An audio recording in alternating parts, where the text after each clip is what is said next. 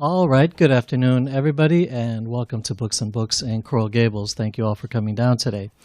As you can see from these lights and these cameras, we're live streaming this event this evening on the internet. Message for our internet audience at home: if at any time during the presentation you'd like to purchase a copy of the book, you can call the number on your screen. We'll have the author sign it for you, and we'll ship it to you wherever you are in the United States free of charge.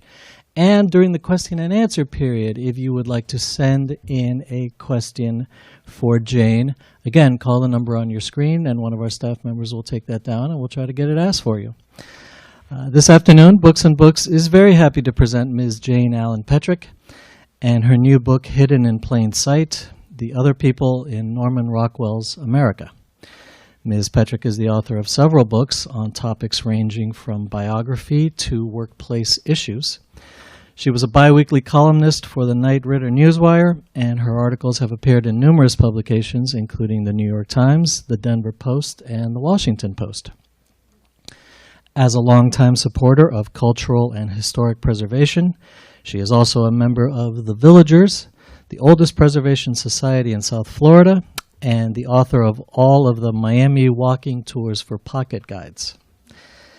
In this book, she illustrates that Norman Rockwell's America was not all white. As early as 1936, Rockwell was portraying people of color with empathy and a dignity often denied them at the time. Ms. Petrick explores what motivated Rockwell to slip people of color into the picture in the first place, and in so doing, she persuasively documents the famous illustrator's deep commitment to and pointed portrayals of multiculturalism. Here to tell us more about it, please give a very warm welcome to Ms. Jane Allen Petrick.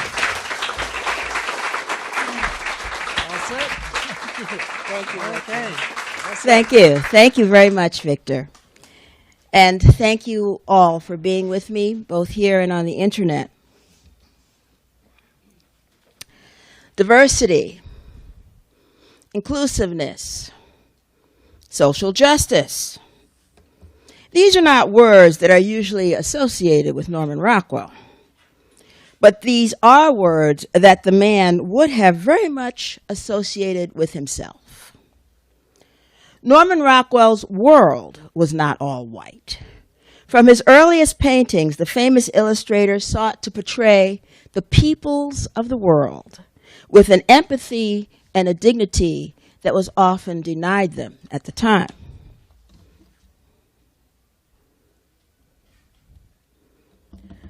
Rockwell's deep commitment to tolerance and social justice sprang, in part, from the fact that he was a big city boy. His big city upbringing, yes, Norman Rockwell was a city boy. Born on the Upper West Side of Manhattan in 1894, he attended New York City public schools, was an altar boy at St. John the Divine Cathedral. That's an in-joke for those of us who spent time in New York. St. John the Divine Cathedral on Amsterdam Avenue. And Norman Rockwell spoke all of his life with a New York City accent. When he was 19 years old, the Rockwell family moved to New Rochelle, New York, a thriving suburb of New York City. But it wasn't until Norman Rockwell was in his 30s that he moved to and began to paint the bucolic scenes of New England.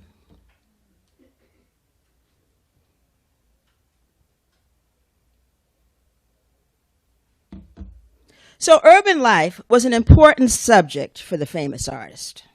People of color were an integral part of that life, and Norman Rockwell put them into the picture. However, throughout his career, Rockwell had to literally sneak diversity into his pictures thanks to the exclusionary policies of some of his clients. The Saturday Evening Post forbade the portrayal of people of color on its covers. And if there were going to be any, they had to be in menial positions, but they preferred none. The Boy Scouts of America excluded colored scouts from its annual calendar, which Rockwell began illustrating in 1923, until Rockwell rebelled and unilaterally integrated that calendar in 1968. Hopefully my friends on the internet can see these illustrations that are up. My friends here at the Books and Books, can you see where Rockwell snuck the diversity into each of these pictures? In 1949, see those two cute little black kids down there at the bottom of the very famous illustration, Moving Day? Photos for this illustration were taken in Los Angeles. This is a street in Los Angeles, and there's a wonderful backstory on this, which you get to read about when you get to read the book, or come to another presentation where I talk about it, because there's just a whole backstory on L.A., Norman Rockwell in L.A., and these two little kids. But see, he snuck them in. And my guess is that the editors kind of saw them or didn't see them and said, okay, and that George Horace Lorimer, the founder and publisher of the Saturday Evening Post, didn't notice until it was too late. It was like on the cover, okay. And this is what he did. Yeah, this is the 1949 cover. He snuck them in. And what about the Boy Scouts? Do you see, do you see Chauncey Stockton? Chauncey Stockton, that's the name of the black boy scout who was used as a model for scouting as an outing in 1968, and Rockwell didn't announce this to the Boy Scouts either. This was just the picture they got. He said, it's time for the Boy Scouts to have some more good works. He says, and they're going to get one. This was a quote from him. It was time to integrate that calendar. Again, another wonderful backstory. So when Pan American Airways offered to sponsor Norman Rockwell on a round-the-world trip with the commission to produce illustrations for future Pan Am advertising, Norman Rockwell jumped at the chance. Now he would be able to openly portray and present his deep regard for diversity and the peoples of the world. Traveling to 16 cities, including Barcelona, Istanbul, Calcutta, Bangkok, Beirut, and Tokyo, an enthusiastic Norman Rockwell filled his sketchbooks with bullfighters and priests, snake charmers and monkey tamers, Arabs and geisha girls. As a matter of fact, would you like to hear Norman Rockwell talking about this trip? Would you like to hear that New York accent? Well, if we can get, I know they've got great AV staff here, so if we can get this to work, we might be able to watch a film clip. Should I be doing anything, or will the AV folks do it? Great, thank you.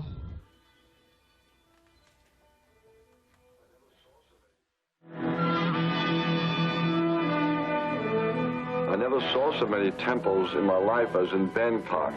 Temples everywhere. Everywhere you look, there seems to be a place to worship.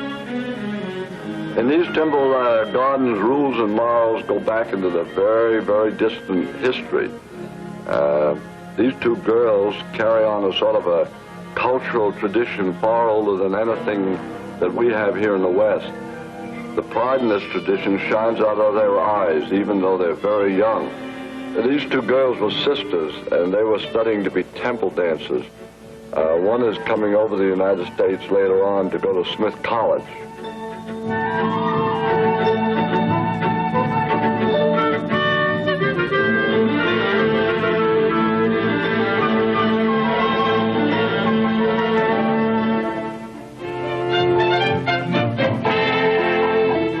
Hong Kong must have more rickshaws than any city in the East. While I was there, I was searching for a man willing to let me have his native costume, his clothing, that he was wearing for the price of brand new clothing. You can't imagine the time I had trying to explain that in my painting, I don't want new clothes, I want old clothes. A man has to wear a suit a long time before it becomes really part of him.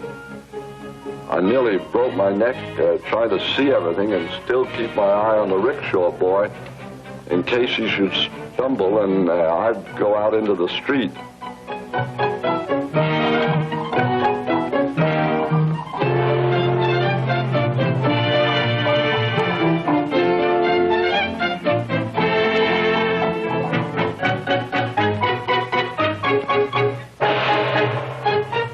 There are even more sandpans and rickshaws, and believe me, they're just as tricky to ride.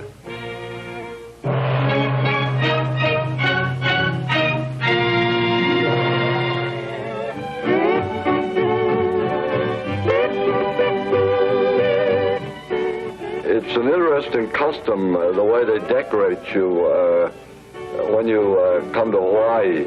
They don't even ask whether you have allergies or not. The beach here at Hawaii is everything that everybody has ever said about it. It's absolutely beautiful. It's kind of difficult to sketch when they move with this peculiar rotary motion, but you sure get the feeling of the country. I guess it's the hula that does that.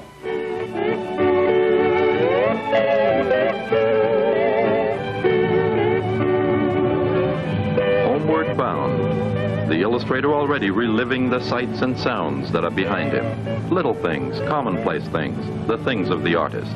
The delivery of milk at 10 Downing Street, London.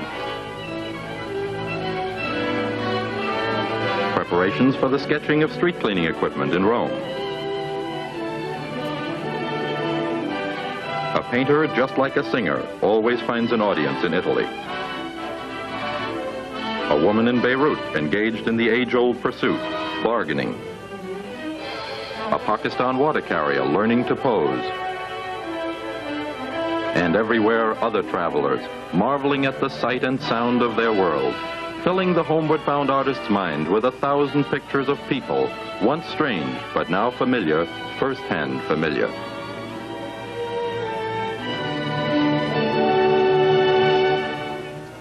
Home once again, and once again the little studio over the butcher shop. Next to the old shoes, there's now a Buddha from Siam. An old French pistol next to the old American stovepipe hat. The baseball glove, cheek by jowl with an ancient French helmet. Dolls from Japan, souvenirs of a journey. But more important to the artist, things that recall people. When someone returns from a trip such as this, it's generally expected that they will say something very profound about the peoples of the world or the things they've seen. Luckily, I don't have to do that. I'm an illustrator, and what I say through my pencil or brush, and that's what I'll do. And there are travelers that tell you this is a small world. Well, I didn't find it that way. It's a tremendous world. Endless lands and endless seas. An airplane or no airplane, you get that feeling of a tremendous world. And many travelers also, they go abroad to see great memorable places such as the Taj Mahal or the Notre Dame in Paris or Trafalgar Square in London. I saw those things and they were wonderful, but the thing that interested me were the people of the world. And we went to the little places, we went to the villages, we went to the little squares in the villages, and we saw the people and we talked with the people. And I want to tell you, they're wonderful, the people of the world. And I felt on this whole trip that I was a guest. And I tried to conduct myself just the way I would if I was in a neighbor's house. And they conducted themselves as hosts. And I only wish I had 5 or 10 or 15,000 postal cards to write and thank these people for their kindness to me on this trip. It was really a tremendous thrill. The brush and the color, and a flood of pictures for the world about the world by the traveler from Stockbridge, Massachusetts, London, Rome,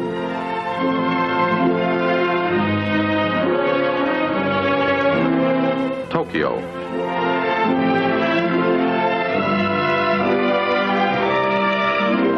Hawaii.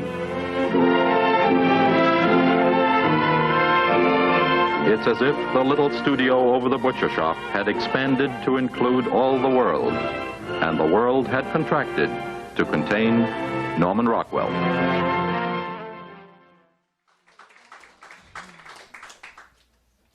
In his autobiography, My Adventures as an Illustrator, which I'm sure you'll be able to purchase here at Books and Books. If they don't have it, they will certainly order it for you.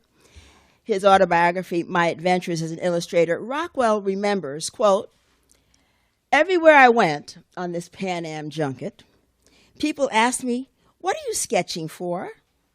For advertisements to appear in all the magazines, I said, which pleased my questioners no end. We'll be looking for our pictures, they said. But the Pan Am advertising executives did not want pictures of the peoples of the world. They wanted pictures of American tourists around the world. Rockwell's own words describe the situation best. Excuse me. Quote, "But when I returned home and submitted my sketchbook, it was rejected because the ad agency and Pan American did not want pictures of strange lands and strange people. Quote, they said, those would only frighten tourists, they said. We want pictures of smart-looking tourists sunning on smart beaches in front of smart hotels. But that's not the kind of picture I can do. So I did nothing."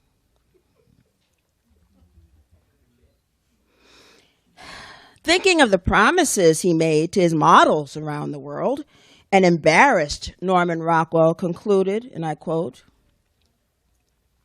"So now I avoid London, Paris, Barcelona, Rome, Istanbul, Beirut, Karachi, Calcutta, Benares, Rangoon, Bangkok, Hong Kong, Tokyo, and Hawaii.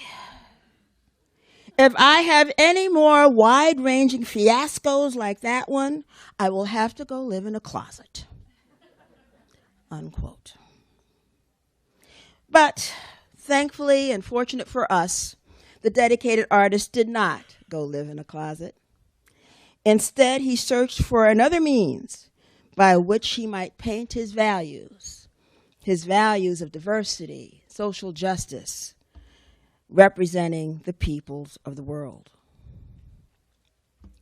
How many of you have seen this illustration before? A few, including we're honored to have the President Emeritus of the Board of Directors of Norman Rockwell Museum with us here, and appreciate having you with us. Not very many folks have seen it. It's not often included in your collections of Norman Rockwell's works. The original is up at the wonderful Norman Rockwell Museum, and when you go up there, I'm sorry, I just noticed someone in the audience who I've wanted to meet for a long time, so when you go up there in our hot South Florida summers to cool off up into the Berkshires, you'll definitely want to see that. Norman Rockwell says, again in his autobiography, "Every so often I get a hankering after immortality, and, or so I think at those times anyway, that requires a picture tremendously conceived and tremendously executed." Norman Rockwell was inspired by the founding of the United Nations in 1949. And so Rockwell intended to create a painting that would do just such a thing, be tremendously conceived and tremendously executed. To Rockwell's way of thinking, the UN was the only way to help the world, quote, out of the mess it's in, unquote. Rockwell's vision was a mural depicting members of the United Nations Security Council sitting at a dais looking out at the viewer. Behind the delegates in the shadows would be the peoples of the world, quote, and this is Rockwell's quote, waiting for the delegates to straighten out the world so they might get on with living in peace and without fear, unquote. Rockwell spent 4 weeks photographing and sketching over 30 models and creating 50 portraits that he intended to include in his Peoples of the World. And this was while he was living in his Arlington, Vermont home at his Arlington, Vermont studio.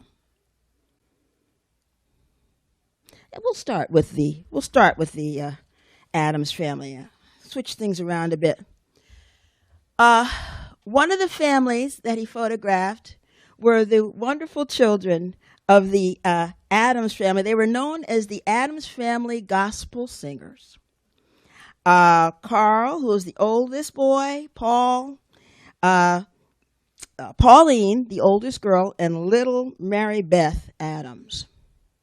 Now, some of you may know this statistic, but Vermont, now and then, is the whitest state in the Union.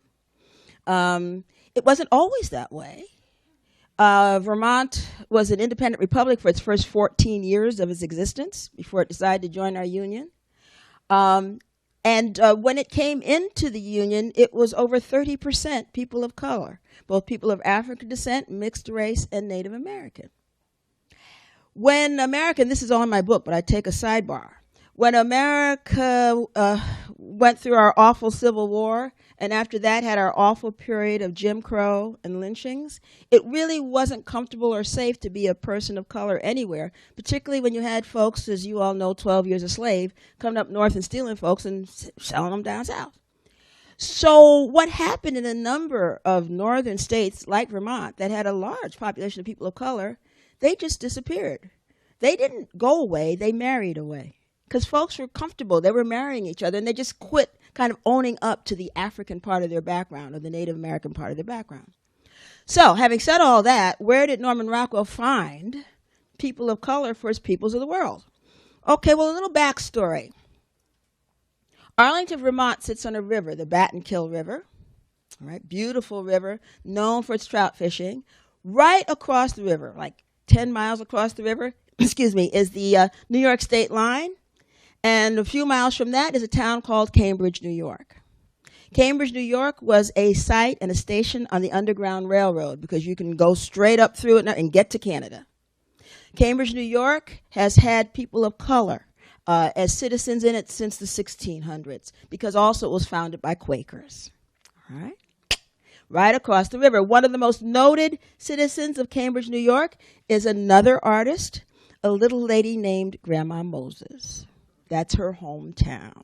When Norman Rockwell and his family moved to Arlington, Vermont, of course, Grandma Moses and Norman got to know each other, and they did become friends. Some of you may know there are a couple of illustrations where Grandma Moses is actually in the illustration.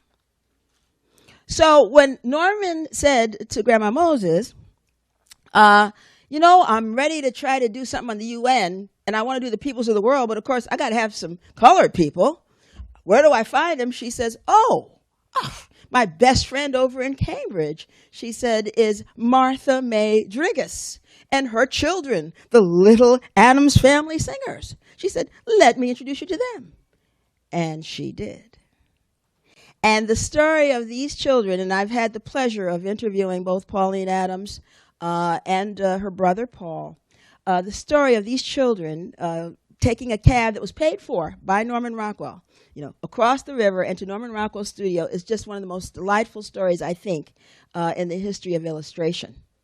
When they arrived there, their mother, Martha May, was a little bit distressed because Rockwell started asking them to get undressed.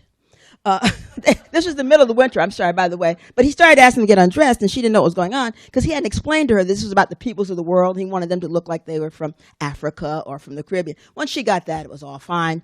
And, of course, they all enjoyed drinking the Coca-Colas that Norman was known for passing out. Little Coca-Cola was a big deal, and each got their own bottle. And back in the day, usually you had to share like 10 people. Each got their own. Even little Mary Beth, got her own Coca-Cola bottle, which she says was almost as big as she was, but she didn't give it up. Another one of the families of color from Cambridge, New York, is the Olf family. They are not in my book because they did not make themselves known until after the book was published. God willing, and hey, write your friends who are publishers and agents. We're looking to do a second edition. God willing, in the second edition, the Olfs wish to be in it. Now they see how they're being treated with respect, the people of color, but they didn't want to step forward. The cousin of this little boy contacted me. She lives in Cambridge, Massachusetts, and started providing me with photos and the story of the Olf family. I had heard about them. The Adams family had told me about them, but I couldn't find them because basically now they're Caucasian, all right? Not that I was looking at pictures, but I just couldn't find them. But they're very happy and proud to talk about not only their ethnic background, but their role in modeling for Norman Rockwell. And here you see one of the photos, which you will recognize. I'm going to go back to that UN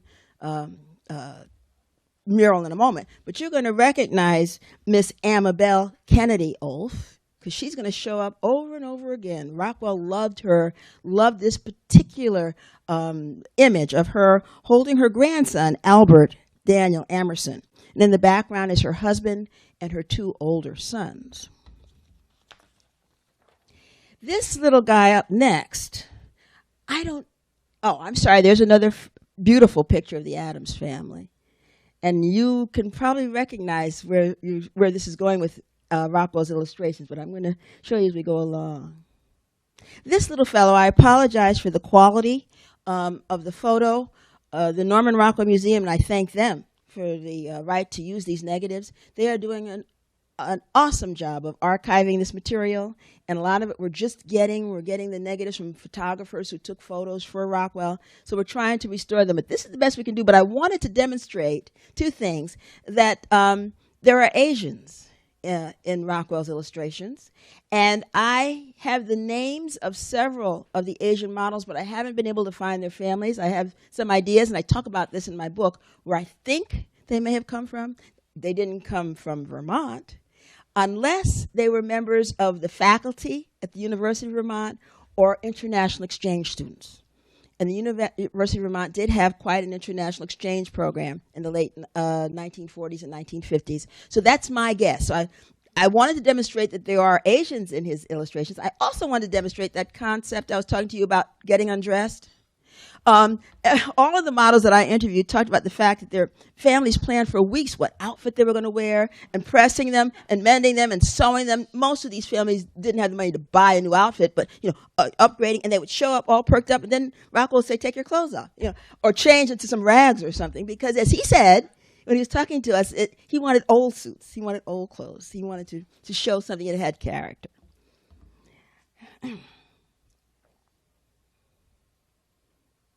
Whoops. So, can you find all those folks in this mural? See if I can help you out a bit. Right behind the delegates, there's Mrs. Olf and her grandson. All right. Behind one of the delegates also is Paul Adams. Right on the edge of the mural is Pauline Adams. And the little Chinese boy with the bowl, do you see him? He's right up front, almost kind of wedging in, being a delegate himself. Rockwell very much enjoyed working with these models of all ethnicities, all right, for this mural. He was very much motivated by this. He put his other work aside, which unfortunately was known to do. He was very bad at keeping deadlines, but people loved his work. They paid him anyway, but he was really late. He put everything else aside and worked on this for almost 2 months straight. But when he went to photograph the UN delegates, things turned out to be almost as big a mess as the world was in terms of him trying to get these photos. He wanted to photograph the 4 delegates to the Security Council. And at that time, it was the United States, United Kingdom, Chile, and the USSR. Went down to New York with his wife, Mary, and his photographer, his wife assisting him. And he started with the U.S. delegate, who happened to be Henry Cabot Lodge. And when Rockwell said, "Okay, here we are, ready for our photo shoot," Mr. Lodge set him down. So this is the exhibit in Washington, D.C. That was America Verdad. Verdad, gracias.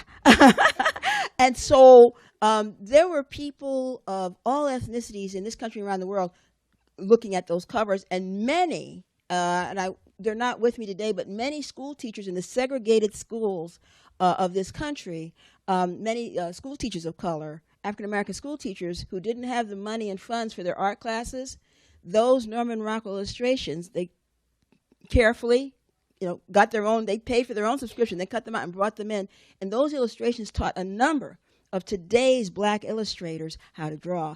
And again, I want to mention the Norman Rockwell Museum. It has just gotten all the archives from the famous artist school. And one of the stories I want to put in the second edition is what was the influence of this correspondence school for people of color who couldn't maybe afford to go to a real, quote unquote, real art school? Because I've talked to at least 3 of them who said, one of them says, "I loves me some Norman Rockwell. He's a famous black illustrator." And I said, "Oh, yeah?" And he says, "Yeah." And then he starts talking about how from a kid, he was looking at those same covers. So thank you. I'm sorry, I didn't mean to babble on. More questions, comments? We'll start here and then here. Yes. How did you get into this? Oh, Lord. Literally, God told me to do it. I fell backwards into it, and I kept saying, oh, no, this is not really. And it is part of the prologue of the book. But when I asked, and somebody said, nobody's ever done a book on the people of color in Rockwell's America, I just assumed there are books, articles all over the place. There was nothing. I thought, okay, fine. Well, that'll be easy. I'll just write, an article, get it sold, make a little money for my next vacation. And that was 4 years ago. Yes. So, besides the people of color, are the other people documented? Because I noticed that in the picture, Do Unto Others. Yes. It looked like the little boy as we were looking at it, in the right sort of foreground, kind of red hair, could have been the son of the man that was back sort of behind the E-man. If you look at their faces, it is just, it's almost like father-son. Thank you for that question. And I'm frantically turning through my book because I can't remember everything I wrote. There have been a number of books on Norman Rockwell's models, and the marvelous Norman Rockwell Museum archives have information on models both for each picture and then through receipts of when modeling sessions were taken. So many of the models of Caucasian descent are documented. The authoritative book for the models of Norman Rockwell, it's in my book. I've cited it, but I cannot remember the name off the top of my head here.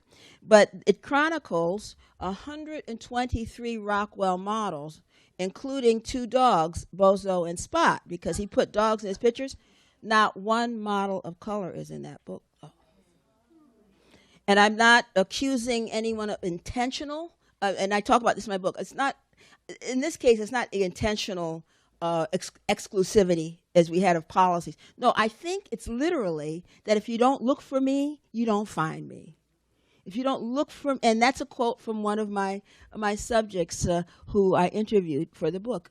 I think it just, until now, it just hasn't occurred. Does that help? Other comments or questions? I'm sorry. Yes. Please stand. I'm on the board of the Norman Rockwell Museum. This has been absolutely terrific. Thank you so much. Thank you, A couple of quick points.